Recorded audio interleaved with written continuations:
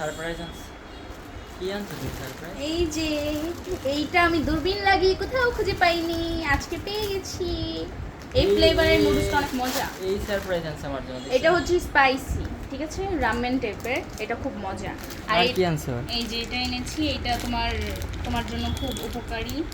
এটা তোমার আর দেখছেন কি আনছে? লুডুস। খুব ভালো জিনিস আনছো।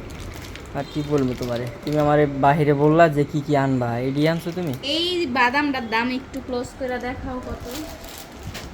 110 টাকা। তোমার জন্য আমি বাজেট রেখেছি 110 বাদাম টাকা। আনছে।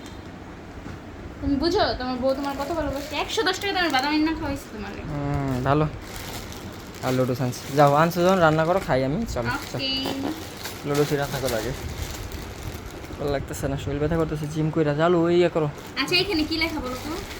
Korean Korean. এখানে হয়েছে। রামেন হচ্ছে। আচ্ছা যে জাপানি পারেন সে বইলা দিয়ে এখানে কি লেখছে? আমি তো বললাম। কি বলছে বলো? চুক চুক চুক চুক গুড গুড গুড, ভালো জাপানি বলে তুমি। Thank you. বাই।